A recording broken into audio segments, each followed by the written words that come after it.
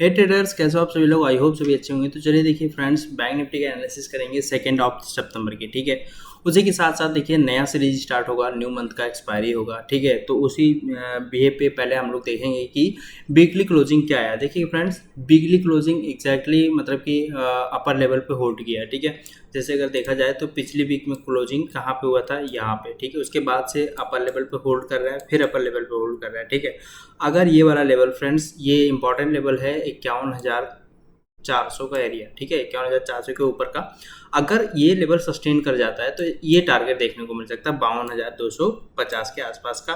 ठीक है, उसके बाद से ऑल टाइम हाई का भी देखने को मिल सकता है 53,000 53,500। ठीक है, तो जो मोस्ट इंपॉर्टेंट एरिया है 51,400 के आसपास है। अगर वो लेवल ब्रेक करता है फ्रेंड्स, तो फिर हो सकता है कि हमें एक बार 52,230, 52,000 और फिर 53,000 के आसपास का टारगेट देखने को मिल सके। ठीक है, अब देखिए अगर हम वनडे का कैंडल देखते हैं ना फ्रेंड्स, तो वनडे के हिसाब से क्या हुआ है यहाँ पे। देखिए ये जो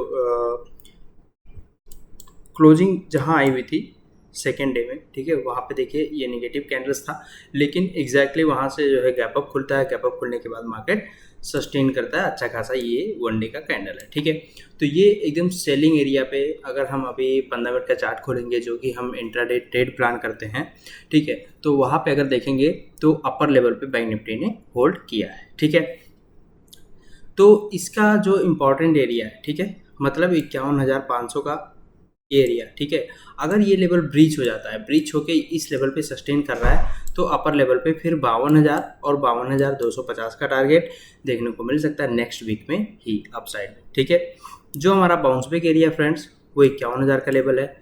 यहाँ से बाउंस बैक होने की संभावना ज़्यादा है। ठीक है, अगर डाउन साइड जाती है तो। अब चलिए हम लोग डिस्कस करेंगे 15 मिनट के कैंडल पे, क्योंकि हम लोग जो एनालिसिस करते हैं वन डे के लिए करते हैं और ट्रेड प्लान करते हैं वन डे के लिए। ठीक है, तो अपना जो बाइंग एरिया है, सेलिंग एरिया एग्जैक्टली देखिए अभी भी वही है। ठीक है, अब अगर मान लीजिए कि यहाँ से गैप अप खुल जाता है, बहुत बड़ा गैप अप खुल जाता है 500-400 पॉइंट, ठीक है, मतलब कि 51,600 के आसपास यहाँ खुल जाता है, 500 के आसपास यहाँ खुल जाता है, तो फिर हमारा ये बाइंग एरिया हो जाएगा। सपोर्ट, ये हमारा सपोर्ट एरिया हो जाएगा।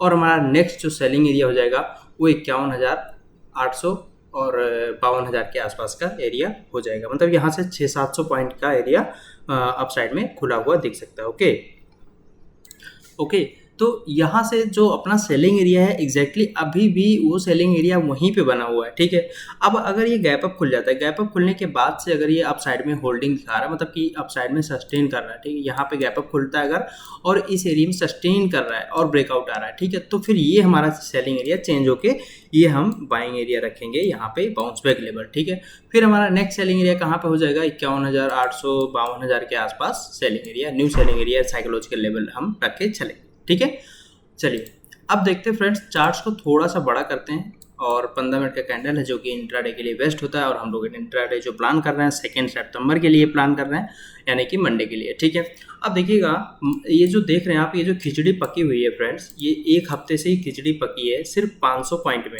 ठीक है, तो ये वाला नेक्स्ट टारगेट हो जाएगा 500 पॉइंट का। ठीक है, अगर यहाँ से ब्रेकआउट आता है तो 500 पॉइंट यानी कि टारगेट अपना 52,000 का लेके चलेंगे। और अगर जो यहाँ से नीचे जाता है, मतलब कि 50,900 से अगर नीचे जाता है, तो फिर 50,500 के आसपास टारगेट लेके चलेंगे हम। ठीक है, ये वाला टारगेट, तो मतलब 500 यहाँ से अगर ब्रेक करता है 51,900, तो 500 एरिया डाउन साइड में, और 51,500 ब्रेक करता है तो 52,000 अप साइड में, मतलब 500 प्लस 500 माइनस। ओके, ये हमारा मंडे का प्लान रहेगा 2 सितंबर के लिए। ठीक है, अब देखिए बात करते हैं गैप अप की। अगर गैप अप ओपन होता है तो क्या करेंगे। ठीक है, अब देखिएगा फ्रेंड्स, मान लीजिए कि गैप अप ओपन हो रहा है यहाँ पे। ठीक है, तो हमारा जो नेक्स्ट टारगेट रहेगा फ्रेंड्स, वो साइकोलॉजिकल लेवल रहेगा 52,000 के आसपास। ठीक है, और अगर जो मैं उसके थोड़ा उसके पहले भी अगर जो देखूँ, तो हमारा जो फर्स्ट देखने को मिल सकता है, सेलिंग जो देखने को मिल सकता है, वो 51,800 के आसपास से मिल सकता है। ठीक है, तो पहला जो हमारा एरिया रहेगा गैप अप खुलने के बाद से, वो 51,800 का एरिया रहेगा, और दूसरा 52,000 का एरिया रहेगा। ठीक है, लेकिन गैप अप खुलने के बाद अब देखिएगा ये हमारा हो जाएगा friends flat area. Okay, down से अप साइड में ये हमारा फ्लैट एरिया हो जाएगा। Okay, okay. तो यहाँ से अगर गैप अप ओपन होता है तो मान लीजिए कि गैप ओपन हो गया कहाँ पे, 51,400 के ऊपर, मतलब 500 के आसपास, ठीक है। तो इस एरिया में हम क्या करेंगे, यहाँ पे होल्ड करना चाहिए। अगर यहाँ पे होल्ड करके डे हाई ब्रेक कर रहा है, ठीक है, ओके, तो यहाँ से अगर जो डे हाई ब्रेक करता है तो फिर हम नेक्स्ट टारगेट अपना लेके चलेंगे। पहला टारगेट जो अपना होगा 51,800 का एरिया, और ये अपना सेलिंग एरिया रहेगा। अगर यहाँ से बैंक निफ्टी डाउन आती है तो फिर हम यहाँ से जो है ट्रेड एग्जिट कर देंगे।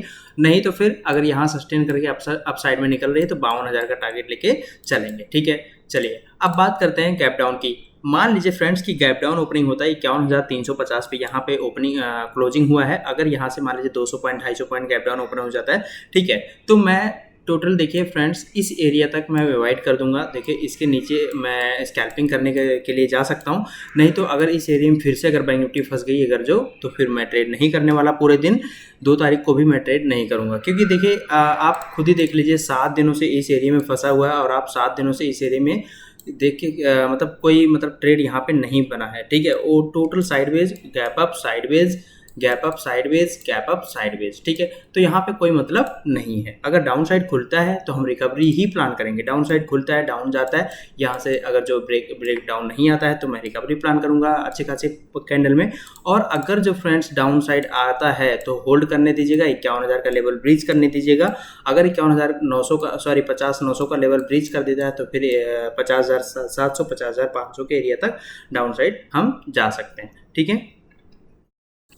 ओके, तो इसी वे पे मैं क्या करूंगा, अगर मुझे फ्रेंड्स 51,400 के ऊपर मिल जाता है ट्रेड, अच्छा खासा कैंडल यहाँ से अगर ब्रेकआउट दे देता है, तो मैं ज़्यादा प्रेफर करूंगा अप साइड में जाने के लिए। डाउन साइड में मैं नहीं जाना चाहूँगा, ठीक है। ये मैं साइडवेज एरिया देखूंगा। अगर यहाँ साइडवेज होता है तो मैं ऊपर नहीं जाने वाला। Okay, hello, okay. तो यहाँ पे क्या करेंगे फ्रेंड्स, देखिए मैंने बता दिया कि गैप डाउन में क्या करना है, गैप अप में क्या करना है, ठीक है। अगर फ्रेंड्स फ्लैट ओपनिंग होती है तो क्या करना है, देखिएगा फ्लैट ओपनिंग जो रहेगी हमारी 51,250 से लेके, कहाँ से, 51,250 से लेके 51,400 का बीच, ये हमारा फ्लैट एरिया रहेगा। अगर इस बीच में गैप बैंक निफ्टी ओपनिंग होती है, ठीक है, तो हम क्या करेंगे, पहले वेट करेंगे। अगर इसी एरिया में ट्रेड कर रही है पूरे दिन, क्योंकि देखिए इसी एरिया में ट्रेड करता रह गया था तो साइडवेज हो गया था, ठीक है। तो अगर इसी एरिया में 2 तारीख को ट्रेड कर रही है बैंक निफ्टी, या फिर डाउन साइड चली जा रही है तो फिर पूरे दिन इस एरिया में ट्रेड कर रही है, तो पूरा ये वाला एरिया हम छोड़ देंगे, साइडवेज जा सकता है, ठीक है। अगर जो यहाँ से फ्लैट ओपनिंग होके यहाँ ब्रेकआउट आता है, तो ब्रेकआउट आके थोड़ी सी नीचे जाके ऊपर जाती है, मतलब एक स्विंग बना के ऊपर साइड में जाती है, तो हम क्या करेंगे, 51,800 का लेवल ब्रीच करेंगे, ठीक है। सॉरी 51,800 का टारगेट लेके चलेंगे अप साइड में, ठीक है। और अगर फ्लैट ओपन होके अगर डाउन साइड जाती है तो अच्छी खासी यहाँ से अगर डाउन साइड निकलती है तो फिर हम 51,000 तक का टारगेट बना सकते हैं। यहाँ से डाउन साइड के लिए हम स्कैल्पिंग कर सकते हैं, ठीक है। तो फ्लैट ओपनिंग होती है अगर, तो यहाँ से फ्रेंड्स 250 पॉइंट, ओके, 250 पॉइंट मिल सकता है। एंड यहाँ से अगर जो ऊपर जाता है तो फिर हमें 400-500 पॉइंट का मूव देखने को मिल सकता है, ठीक है। तो मैं यही डिस्कस करने वाला हूँ और मैं यही ट्रेड प्लान करूँगा, ठीक है।